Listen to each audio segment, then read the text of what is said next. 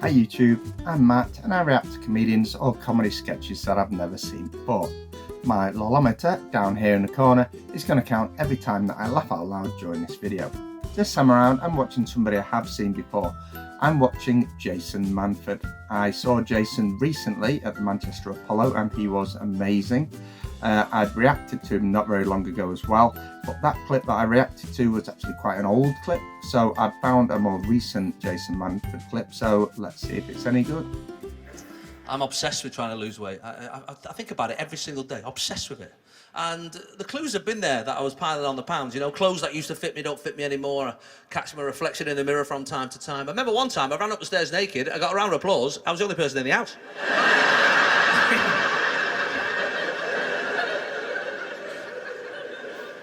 The other way of finding out you piled a few pounds on is social media. They'll let you know. I reckon once a fortnight somebody tweets me to tell me that their PlusNet broadband has gone down. That is a different guy.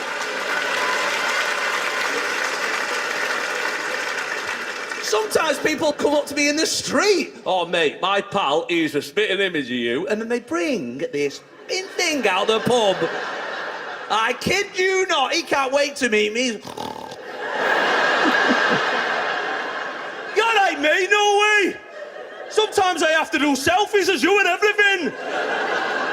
Oh, do you really? Because your eyes aren't even level, pal.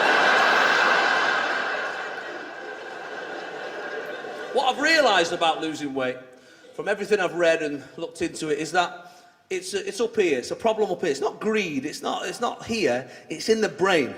And as soon as I realised that, it sort of made a lot of sense to me. I read a little book a while back called Selfies, a book by a guy called Will Storr. Fascinating book. And in the book, he says that psychoanalysts and psychologists and counsellors all are in agreement that every one of us has got two selves in the brain. There's two people in your brain. And they're often conflicting, right? So you've got the ideal self, and your ideal self is a version of you, like a better version of you. A version of you that you feel if you could just get to, there's a level of happiness that you've not experienced yet. And as soon as I read it, it was like, poof, light bulb came on. I thought, of course that's what's going on. Every morning, when my willpower is at its strongest, the ideal version of me wakes up and makes plans. I go, right, Jace, today's the day. We're going to start being healthy. And straight away, this side is giving it, what? On a Thursday? Whoever started anything on a Thursday? Look, let's just have a mad weekend and we'll start Monday, I swear, I swear.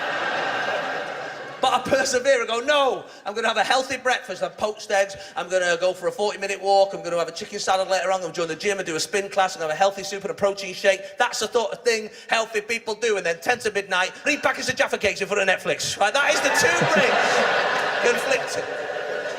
And look, it might not be weight loss with you, it can be absolutely anything. But there's even inventions out there to counteract the two people in your brain. Look at the snooze button on your alarm clock. Just think about that for a second. The snooze button on your alarm clock has been invented for one person. A person who made a definitive decision not 8 hours earlier. They looked at all the information, they assessed the situation, and they said, you know what, tomorrow, I'm getting up early. Getting up early. I'm going to iron the kids' uniforms, I'm going to make a packed lunch, I'm going to get into work and do some emails before people start bothering me. That's the sort of person I want to be tomorrow. And the next day, the same human being wakes up surprised. Bam, bam, bam. Oh, that am I getting up at this time? You even say to yourself, what was I thinking? You are your own worst enemy. Who's got weighing scales in their bathroom? Yeah. Right. Now, I get on my scales every day. I don't know why. We have a weird relationship with weighing scales. I don't think I've ever met anybody who takes the first reading as fact. These things have been engineered to the nth degree by people at the top of the profession for generations, and yet nobody takes the first reading as fact. Nobody gets on a set of scales. Oh, is that me? Is it? I'll crack on with my day. No. He was there, river dancing on the bastards for 20 minutes. Or dragging it elsewhere in the bathroom? Do you do that? I just need to find a friendly tile.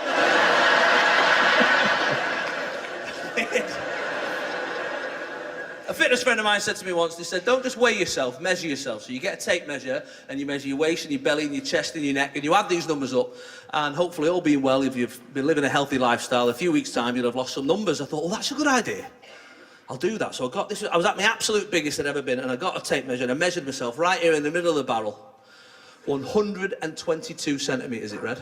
Right, now I'm guessing from your immediate overall reaction there, you don't do metric. There's a lot of blank faces looking at me there. 122 centimetres. I don't really know metric either. So I thought, right, I'll go on Google and I'll just convert it. Convert 122 centimetres. Fucking 4 foot.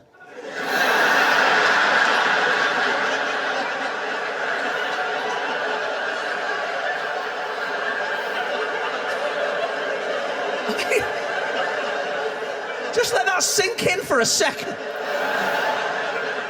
I was 4 foot around the middle of a human being.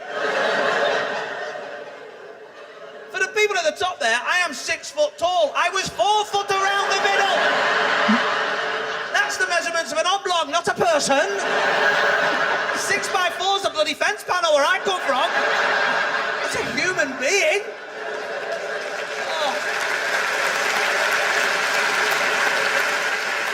Devastated is not the word. And Google's not your friend. Just wants to keep you online all day. Underneath the information, there was a little line and it just said, interesting things, that's a 4 foot. I thought, I don't want to know, Google. But curiosity got the better of me. That side of my brain was like, click it, click it. So I clicked on it. First example, Danny DeVito's 4'6". What a day I'm having! I woke up fine. I'm going to bed with the knowledge I go where Danny DeVito was a bloody belt.